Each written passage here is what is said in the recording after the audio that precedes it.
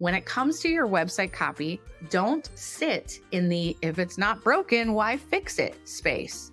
Don't allow that to stop you from taking action.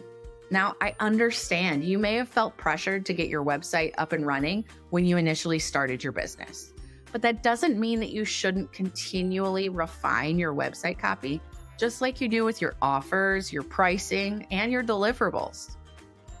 You're listening to the Copywriter On Call podcast. I'm your host, Sarah Gillis, copywriter, word magic maker, and owner of What Sarah Said.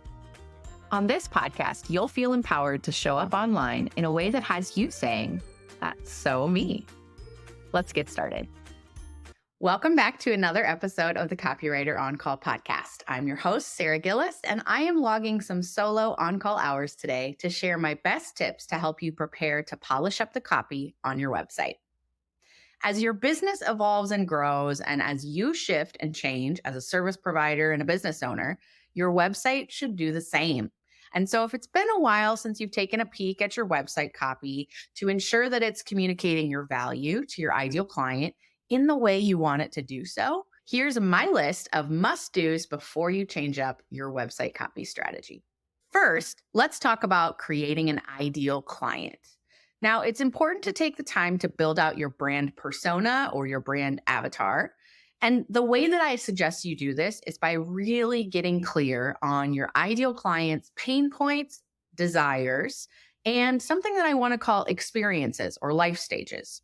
Now, for the photographers who are listening, maybe you specialize in engagement photos or newborn photos. So this person, this ideal client you have in your mind, is going through a specific experience or is at a certain stage in their life.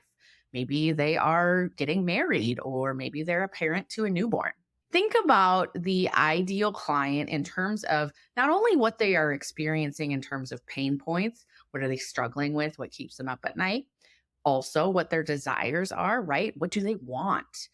But also think about that specific stage or experience that they are having in their life right now and speak to how you can uniquely serve them. It's also a great idea to think through what your ideal client values most out of an experience of working with you. Again, if you're a photographer, what do they value most in working with you? What do they value most out of a photography experience? Is it low stress, not having a lot of prep work to do ahead of time, or maybe having help with that prep work? Or is it having more of an all-inclusive experience where they get access to digital files, but also print products in the end? Finally, what do they really want in terms of that end result feeling? How do they want to feel after they've spent the money, done the investment, participated in whatever the service is, and they're sitting and reflecting on it? What do they want to feel? How do they want to feel? These are important things to think about when you're considering your ideal client. Now, for more on your ideal client, I encourage you to listen back to episode 4 of this podcast, which is all about how to create that ideal client in your mind, but also when it might be time to say no to an ideal client. I know. I encourage you to head back to that episode and take a listen. The next step for you as you are thinking about making a website update to your copy is to analyze what you like and what you don't like. Taking the time to go page by page on your website and looking at your copy with a critical eye can be really valuable as you prepare to make updates. Going page by page and really making a list of what feels good, what feels aligned, what really describes your services and your value and your approach to whatever it is that you do. Making sure that those pieces are maintained in this forthcoming update is really important. When you are thinking through this page by page list, again, maybe you want to make a printout of your website. I know I sound a little bit like somebody from a different generation here, but maybe it might be useful for you to get out the old highlighters and highlight things in one color that you really want to maintain or that you really like, and then highlight things in another color that maybe don't fit anymore, or maybe don't describe what you're trying to say as effectively as it could. You can also ask recent clients who have booked your services to offer feedback on specific parts of your website, particularly if they inquired through a contact form on your website. So it's encouraging to you as a service provider to have the opportunity to talk one-on-one with your clients, especially after they've booked you, to see what really helped them make that purchasing decision.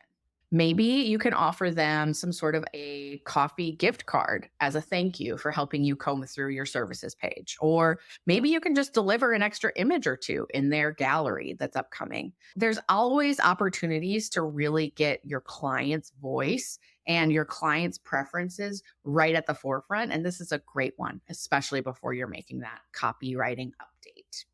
All right, we've already talked through the first two recommendations I have for you when it comes time to make a photography website update.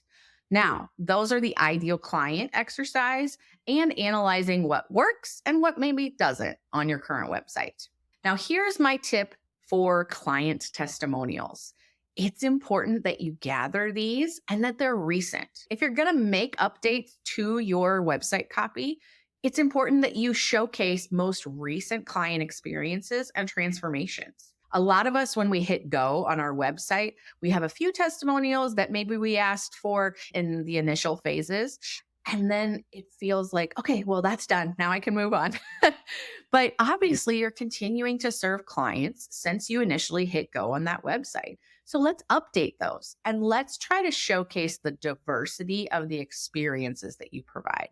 Maybe you serve brand new business owners and veteran business owners. Or, like I said earlier, maybe the people you serve are at unique points in their life, and you can showcase the variety of different values or a variety of different results or transformations that you can provide, regardless of what stage they're at in life.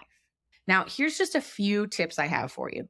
Remember, Google reviews can be used on your website. There's nothing wrong with going out there, copying and pasting a review that someone left for you on Google and putting it into your website copy.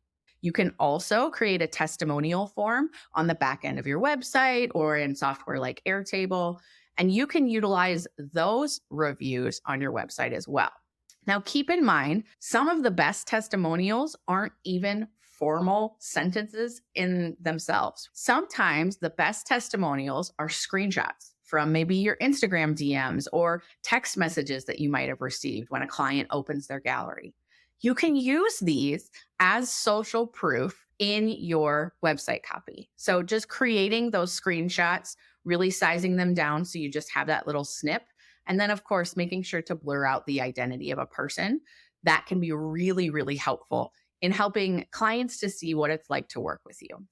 The other piece that's really important about client testimonials is to kind of get out of your own way and just automate the process. It can feel kind of awkward to ask for testimonials, but I promise doing so in an automated way where you don't even have to think about it is really worthwhile. Now, when it comes to automating these testimonials, I encourage you to listen back to episode 21.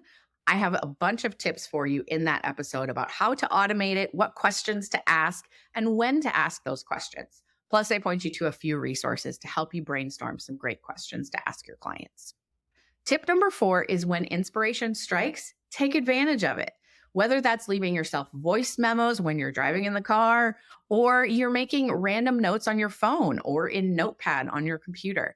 These can all be great ways to capture your ideas. To learn about your own voice in a no pressure way, I love to use the Notes app on my phone, or honestly, this is one of my favorite tips, to use Notepad on my computer.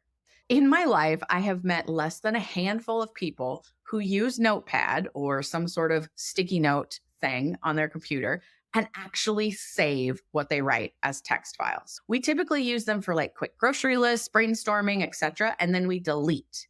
Notepad lives rent-free in our minds because, again, it allows us to jot things down quickly and then delete if we're done. And that's a beautiful thing to simulate when it comes to working on discovering your voice. So if you can trick your brain into thinking what you're recording is impermanent and temporary, how much more honest do you think you'd be? 1%? 5%? Try it and find out. And again, don't forget to save these text files. It can be a really useful exercise to try and trick your brain and really just write and speak from your heart. Similarly, voice memos on your phone can allow you to capture recordings of your voice, which can be really, really helpful in hacking your voice or learning the quirks and intricacies of your voice. Just like on Voxer, you can record a little bit of word magic whenever inspiration strikes, and you have the option to listen back to these recordings at your leisure. I also suggest capturing conversations with friends, family, or even clients, making sure that you have their permission, of course, just to learn how your voice naturally speaks and how you naturally share about your services. This can be really helpful in really debunking and boiling down to the nuts and bolts of what your voice is all about. One final reminder, friend, and I hope that this encourages you. When it comes to your website copy, don't sit in the "if it's not broken, why fix it" space. Don't allow that to stop you from taking action. Now, I understand you may have felt pressured to get your website up and running when you initially started your business, but that doesn't mean that you shouldn't continually refine your website copy, just like you do with your offers, your pricing, and your deliverables. So let me put this another way for you to hopefully help crystallize why this is important. If your ideal client has their pick of 3 different service providers, let's say photographers, for instance, maybe all of these service providers are relatively close in price, in availability, and in what they deliver in terms of client experience and those tangible photos or products. But let's say that only one of those 3 businesses has copy that you relate to and tells stories on their website and in their marketing that you can relate to. Maybe they share the deeper why behind why they love to take newborn photos or wedding photos. Maybe they share their approach to creating these memories for you. Who do you think you would choose to work with if you were your ideal client? That's an easy answer, right? They would pick the person they connect with. If all things are the same across the board, but someone has taken the time to really dial up, turn up the volume on their personality-packed copy, you're going to want to work with them. So if you haven't given your website copy an overhaul in the last 18 months, it's time to do it. Let's ensure that your website copy shows your personality, your ever-evolving experience, and your uniqueness and value. You can do this, friend. And if you need help along the way, I'm here to support you.